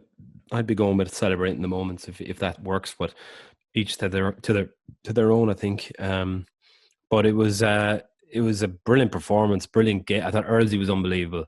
Wasn't He completely dominated Israel Folau. I know Folau was 15, Earlsey was on the wing, but he did a lot of interactions with each other, and he just got in his face. He was smashing him at rocks. He was tackling him a few times, won a few high balls. Got smashed by him in the corner. Remember that? And he wriggled out, and then Foley had him in a headlock. Yeah. Don't worry about the knock on. Look at the headlock, ref. Yeah, sorry, I didn't notice that at all. I was kind of looking at the Earlsey just dropped it as he was putting it down, but you're right. Yeah, now that I think about it, but Ring's thing was good as well. I thought Ring's was class. Great, Nick. Then Sexton, again, just he looked like he was just playing as a 10. I don't know. I love the fact that he's a captain because he deserves it, but I wonder if it's too much pressure as a captain. He was captain that day, wasn't he? He was captain. Ah, shit. Yeah, edit that out there, lads, please. Tyke Furlong was unreal. Had some huge moments. And all in all, good game. Very worth the watch. But we move on. It's been a long show. We'll move on to too much rugby. Way too much rugby. But that's good. I think we could do a whole show on that as well. The Truman Show. What a film, man. Hang on, I get my notes on this. So how appropriate is this for this time as well? I know the Groundhog Day was unbelievable, the suiting, but anyone that hasn't seen the film, it's on Sky. It's free if you have Sky. The premise is... To give our Penguins a bit of a shout out here, we got some traction in the Facebook group. Yeah, you put the question in. And we ignored every suggestion. Did none of them suggest this? I don't think so. Oh, shit. Yeah, and there were so many good movies suggested by the Penguins. And then I text Barry a bit of a short list, thinking you would select one of them, and you just went, nah, Truman Show. I texted a few of my mates, and one of them came back with this, and I was like, yes. Yeah. So but I agree that the Penguins did have loads of good options. So thank you for that. But I think no one's going to disagree with this one. It's very fitting for this time again, similar to Groundhog Day. Jim Carrey, Laura Linney, Ed Harris, directed by Peter Wynn back in 1998. Premise is basically Truman, whatever his surname is, I can't remember, Buzzwall or something. He is a 30-year-old. Jim Carrey plays him. He is, I don't know, he works in some office in a lovely little seaside town in Florida. But his whole life is basically a reality TV show that he's unaware of. And he has grown up with everyone around him being an actor, including his parents, his wife, his job, and everyone that he interacts with every day. And then he starts to see some holes in it, and then the whole thing unfolds. He's basically inside a big, huge dome, which they've created a world. And they've even created scenarios like his father dying from drowning at a young age, which made him afraid of water, so he never wants to leave where he lives. Brilliant idea. And this was before reality TV show was ever a thing. And obviously it's different because he doesn't realize that he's in the TV show. He thinks that this is his real life. So this was 1998. So Big Brother was the first reality TV show, wasn't it? Yeah, after this. It was like, what, 2 years later? 3 years? Yeah, something like 99, 2000 or something. Yeah. Yeah. The thing is with this, the reason why that movie lands and people identify it, because like most movies I watch or most stories I read or anything, you put yourself in situations. If someone's telling you a story, you put yourself there, and you always think, I wonder what I'd be like, watching Commando. I would be like, imagine I was like killing all these bad guys. I could do that. I could definitely do that. Or if I was like Home Alone, and the robbers breaking into my house, I could, swing paint cans off the balcony, and I could take them. I could do that. Put a fridge down the stairs, yeah. I could do all that, no problem. And then you watch this and you're like, everybody even like everybody has wondered. I wonder, even before this, I think people have wondered, is this my life? Am I in the Truman Show? Am I right? Or is it just... Oh yeah, my mate, like when I put it to my mates, they were like, we've all had moments in our life usually. And it wasn't from a narcissistic point of view. It was just moments in their life where they've been like, things have been so fucking mental that they've gone, am I in the Truman Show here? Yeah. Or something when you're maybe a teenager and you're a little bit naive. However, saying that, I think you could easily be in the Truman Show, man. You fit the Truman bill so well, like. There's some abuse coming here. I'm looking forward to this. Go on. You're kind of squeaky and happy, and you could be strolling around. Hey, good afternoon, good evening, and day. Good night. And your missus is a doctor, and you've got a happy life, and the 3 kids, and all this and stuff. And then they make you quite religious, and my dad died. Everyone was. No, they forced, like, made you really religious, so you were quite good and you were likable and stuff like that. You're real happy and you're very well behaved because they couldn't handle you if you were fucking off the wall. Unpredictable. When he gets unpredictable, they can't handle him. Yes, they made you straight-laced. They got you into rugby. They'll be good. That'll make it entertaining for people to watch and stuff. Selling like that. insurance. Yeah. So they got you into that, and then they were like, "Oh, let's get him out of rugby," and they got you out of that, and then they want to make you a bit edgy, so they bring me into your life. And I make too edgy. Get rid of him. Edgy. And I start telling you, man, this is not real, man. It's the aliens, man. They're controlling everything. So yeah, I don't know. You could fit it, but did you ever feel like that? No, but I do. Okay. I am skeptical. I think if because they remember Ed Harris talks about, they do the interview with him as the director, and he talks about it all started with that one camera, like it was like in the womb, or like they had footage of him in the womb or whatever it was. So straight evil. Away, like he's been in that environment. If he's in that environment, he would have spotted the weird stuff and the loops and all the fakers and extras early on. Or no, sorry, he would have been so used to them that he never would have noticed them. I don't think if that actually happened, you would never really notice it, because it would be all you ever knew, and there would never be a moment like when you're 30 and go, you know what, this is all fake. It would never happen. Yeah, maybe there was a lot of cracks. Like there's a few weird little things. It's your entire world. You've no idea. Okay, yeah. It's everything. Like everything you've ever learned is there, so you just take it. Yeah, maybe. I think like we're all living in this own kind of in our own reality now, like reality TV show now, with all our social media and stuff like that. So there's a similar kind of world that we've all created around ourselves now, right?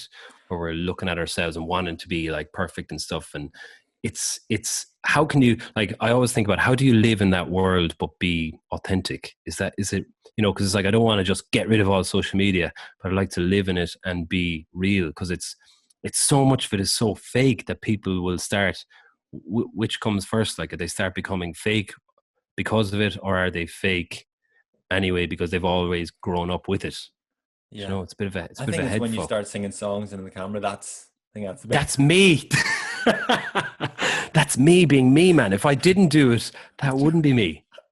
I know you don't like that. I'm sorry. I do.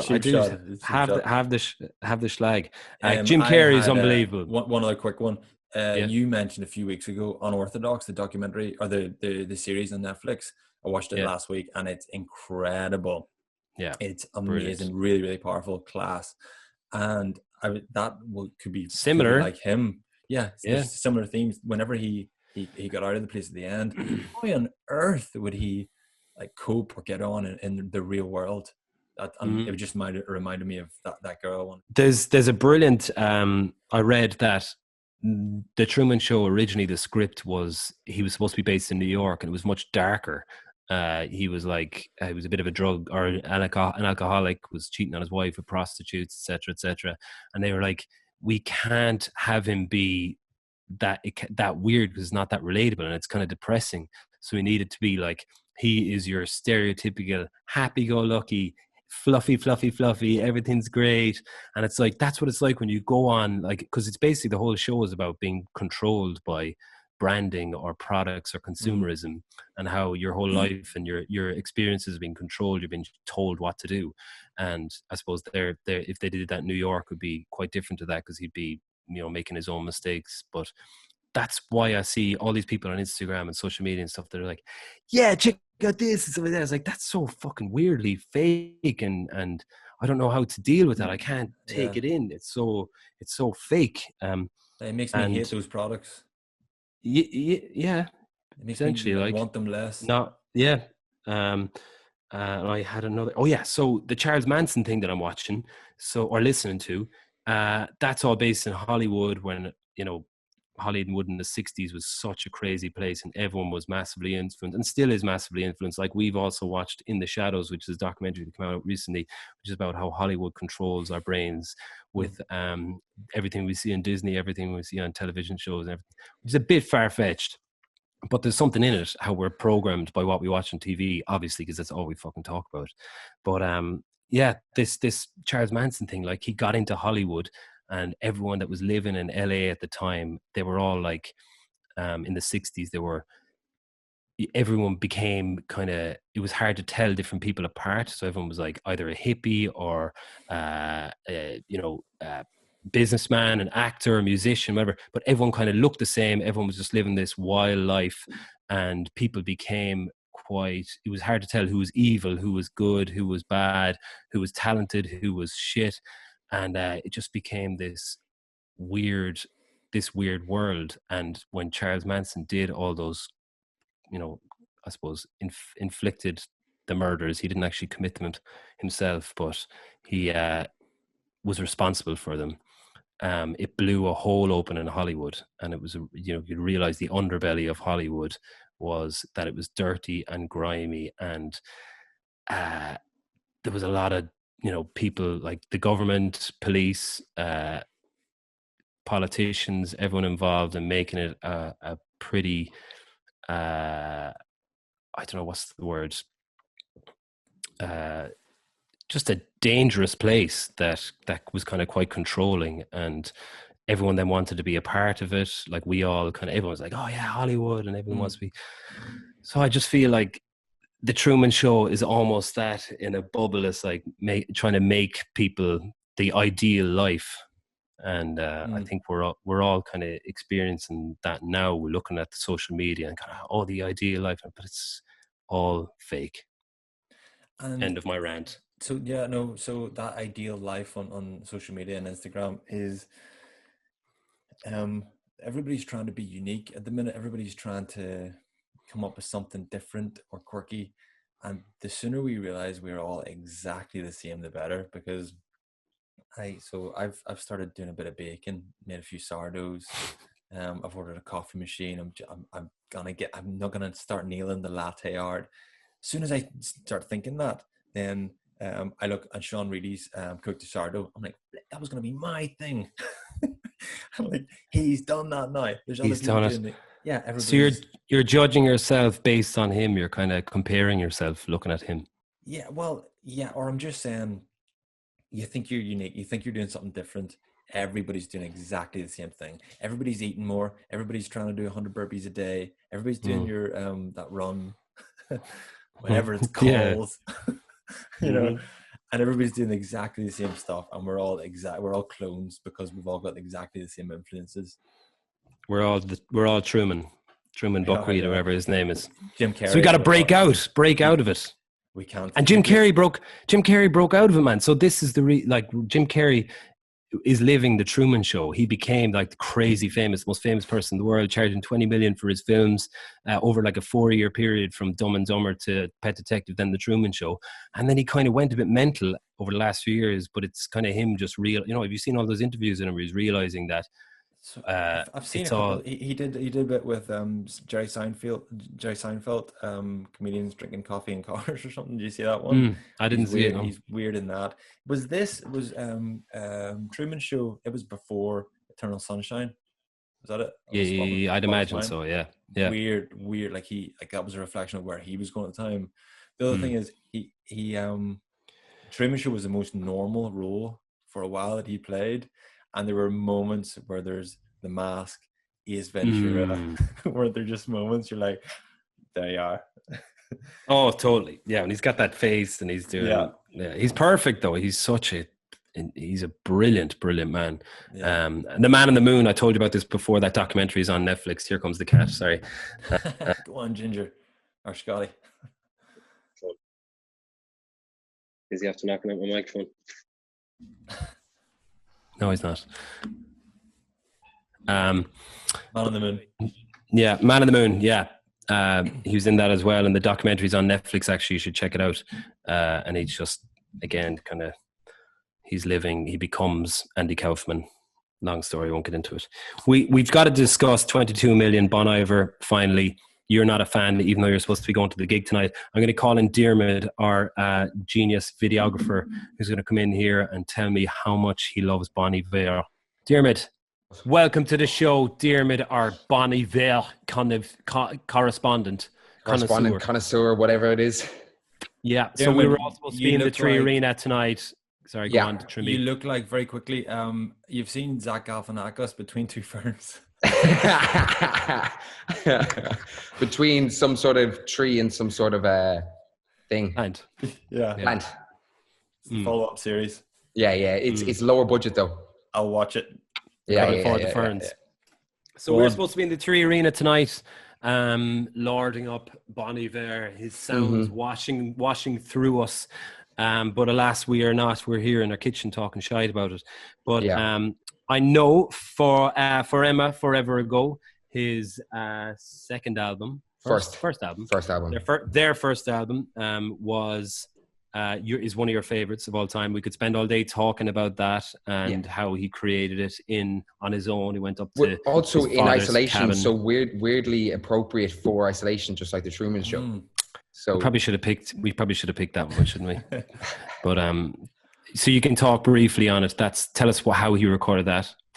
Well, so that's really. So he broke up with his band, broke up with his missus, and got mono and pissed off back home to Wisconsin. And I think his dad had some shed in the woods, like a cabin, and he just bed into the cabin.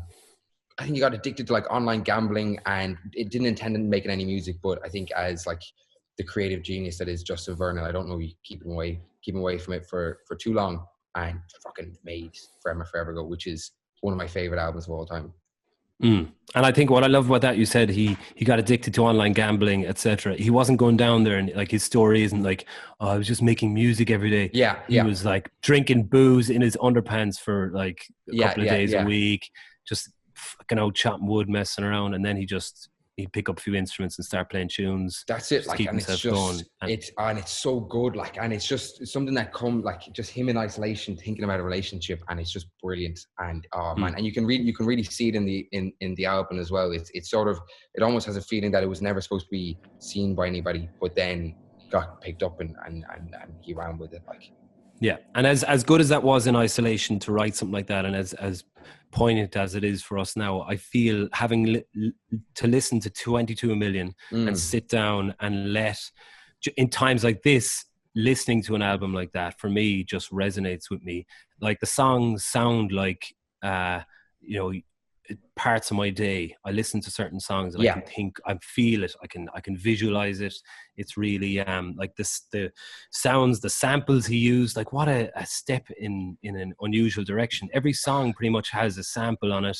We went for more electronic hip hop kind of grooves and sounds, very unusual, and such a step in a different direction from the last album. But all of his albums are I'm a big fan of the Streets, and one of the reasons I really like the Streets is that every song tells a story, but every album is this continual thread of the start to the finish of the album. Do you know what I mean? It's not just 12 songs on a record. It's it's a story, and each song is a chapter. Totally. And every Bon Iver album is a story, and 22 million.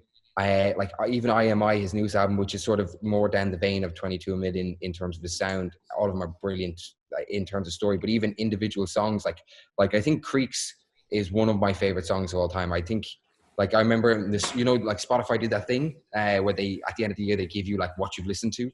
I think Creeks was like my second most listened song, and my first most listened song I think was like, I think it was either Hema or IMI. It was just like he's a big chunk of my listening. Like he's and like that, like especially now, he just seems to be playing in my house on repeat. It's either like that or the Rolling Stones are on repeat in my house at the moment now. Like it's one or the other. I think you're right. Like when I was listening to it, I was like, okay, what's going to be my favorite song? What am I going to pick? And I picked Moonwater, right, which mightn't stand out as my favorite song. But the reason I picked it is because it sets up Eighth Circle, the next song, so well. Yeah. That you, like you said, it's like a chapter in a book. It's telling a story. You can't have Eighth Circle wouldn't be as good without Moonwater coming before it. It's like I've pictured that it comes like about 6 or 7 in the album, number 7. And it's like 7 o'clock in the evening. You're sitting at a window and you're looking out across the sky. The sun is going down. The sky is lit. It's UFOs. UFOs don't come out till about 10, man. They don't come out till like 1,000 a million.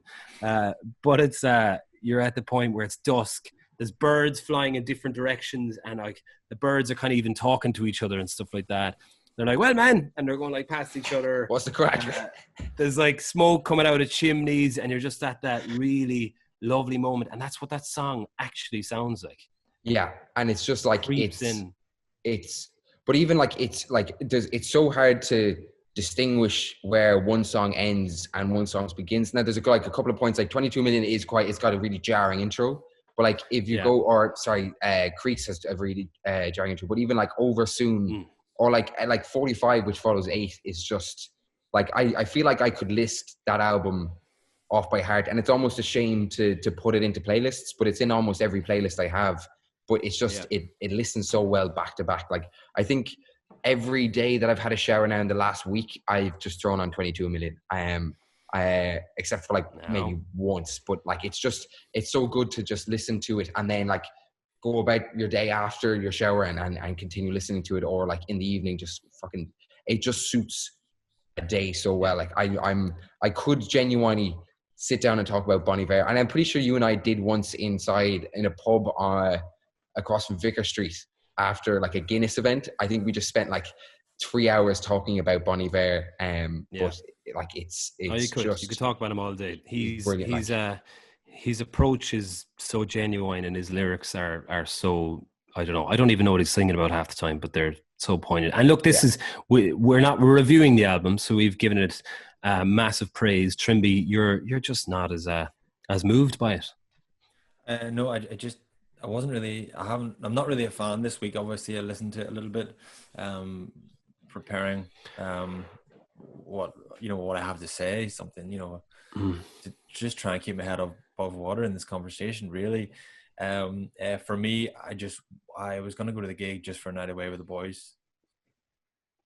Well, you're in the Truman Show, man. So when you come through that big blue sky and you come out the other side, Diarmid will be waiting for you. We'll all hold hands and we'll walk off. Here.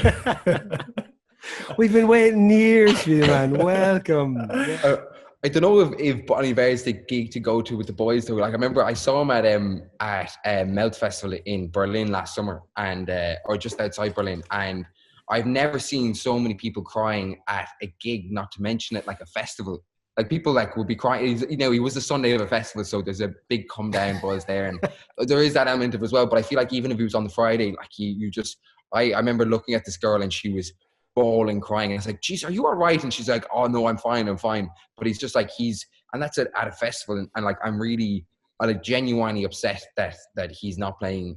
Because like a lot of people give the 3 arena shtick, but like it's a grand venue, it does the job. But even like Bon Iver, like there's a documentary out about this upcoming tour and the amount of work he put into the acoustics of this tour. And I think Trimby, you would have been with your mates, and then you wouldn't have been able to speak to your mates for like 2 weeks afterwards because you'd just be an emotional wreck after the gig. Be like, was Trimby crying at the gig last night? He doesn't even like Bon Iver. I know he's still crying. He's still crying.